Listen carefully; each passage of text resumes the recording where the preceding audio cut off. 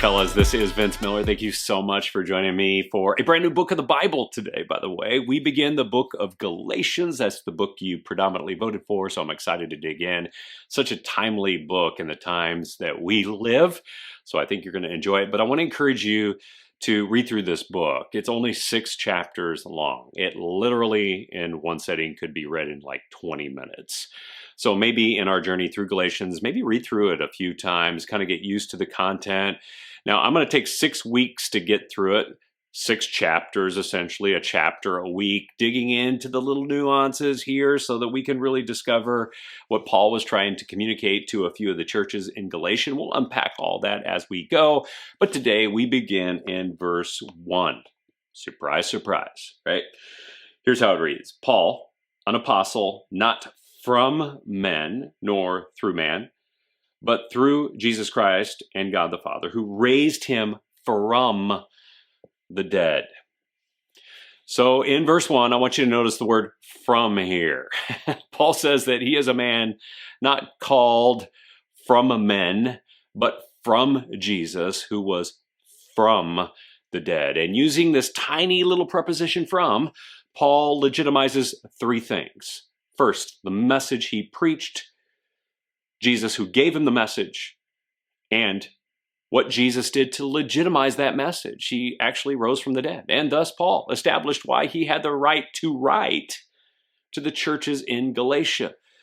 But Paul here is not trying to elevate himself. Don't read it that way. He's not trying to elevate himself or his work or his message. He's trying to elevate Jesus, his work, and his message.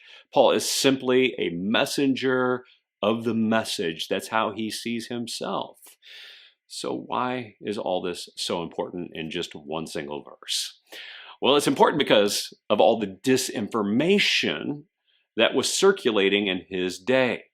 People were perverting the message of divine accomplishment and mixing it with human achievement. So just when you thought you were living in times of excessive disinformation, you are not, brother.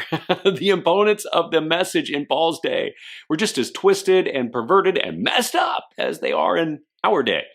We battle with untruth just like the people did in the first century. Nothing has changed. And yet, in verse 1, Paul tells us how to find truth in a world of disinformation.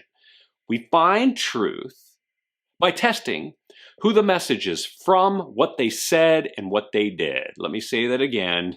We test and find truth by looking at who the message is from, what they said, and what they did. And I got to tell you, in the same way, Paul followed Jesus, what he said and what he did. That's it. It's very, very simple.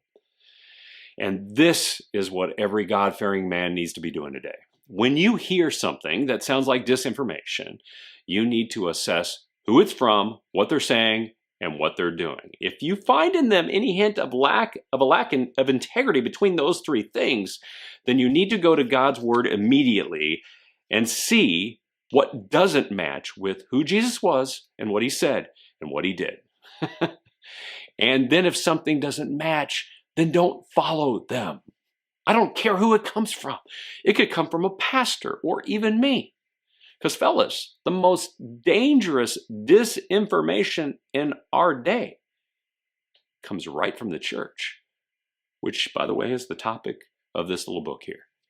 Disinformation in the church. And fellas, we are off to a profound start. So I hope you enjoyed the devotional today. If you have, share it with someone you know. And with that, I'll see you right back here again tomorrow.